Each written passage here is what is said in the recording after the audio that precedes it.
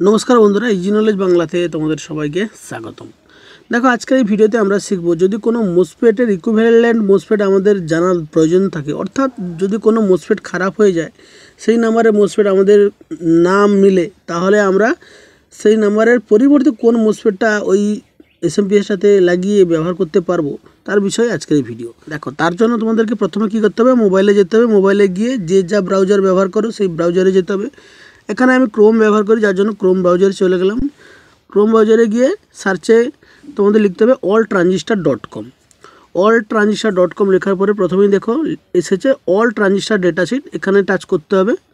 এখানে টাচ করার পরে এই যে সার্চ বটনটা দেখতে পাচ্ছ, এখানে তোমাদের যে কাঙ্ক্ষিত মোসফেট ওই নাম্বারটা দিয়ে দিতে হবে।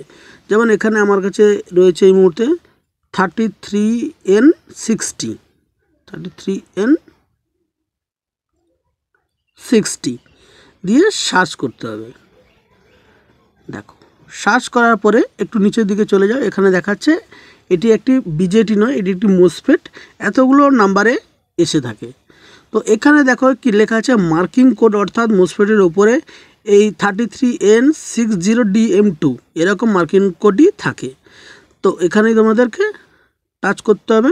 টাচ করার পরে দেখো অ্যাড চলে এসছে, অ্যাডটাকে স্কিপ করে দিলাম। এবারে একটু নিচের দিকে যেতে হবে। নিচের দিকে গেলেই মোসফেটে দেখো পুরো ডাটা শিট দিয়ে দিচ্ছে। এটা হচ্ছে একটি মোসফেট এন চ্যানেল, যার ওয়াট দেখে নাও 190 ওয়াট। এর ড্রেন থেকে সোর্স ভোল্টেজটা দেখো এখানে কত 600 ভোল্ট, এবং এর ম্যাক্সিমাম গেট অ্যান্ড সোর্স ভোল্টেজটা 25 ভোল্ট। এখানে দেখো ম্যাক্সিমাম গেট থ্রেশহোল্ড কত 5 ভোল্ট। ম্যাক্সিমাম কারেন্ট দেখে নাও 24 অ্যাম্পিয়ার। আর টেম্পারেচার দিয়েছে এখানে।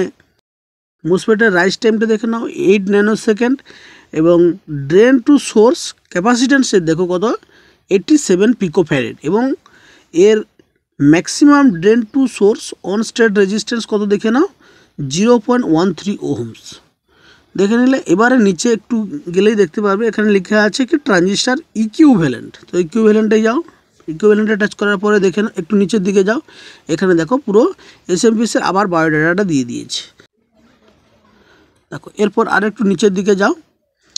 নিচের দিকে যাওয়ার পরে তোমরা এখানে দেখতে পাচ্ছ আরডিএসটা এখানে কত দিয়েছে 0.13 ওহমস, অর্থাৎ রেজিস্ট্যান্স ড্রেন টু সোর্স। এটা একটু তোমাদের দেখে নিতে হবে এর আরডিএসটা কত।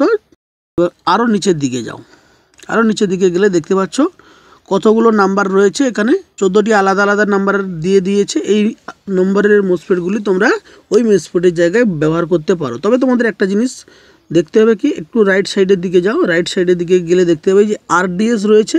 এই যে আরডিএস এখানে কত দেখাচ্ছে 0.13 ওহমস, অর্থাৎ আগের যে মোসফেটটাতে আমরা দেখেছিলাম কি এটা সেই মোসফেটেরই ডাটা শিট 0.13 ওহমস। আমি তোমাদের কাছে এখানে বলবো যে কোনো মোসফেটের ইকুইভ্যালেন্ট যখন ব্যবহার করবে তখন চেষ্টা করবে এই আরডিএস যেটা রয়েছে রেজিস্ট্যান্স ড্রেন টু সোর্স, এর রেজিস্ট্যান্স ভ্যালু যেটা রয়েছে তার নিচে যে রেজিস্ট্যান্স ভ্যালু মোসফেটটা দেখাচ্ছে সেই নাম্বারে ব্যবহার করার চেষ্টা করবে, তাহলে মোসফেটগুলো দীর্ঘস্থায়ী হয়ে থাকে।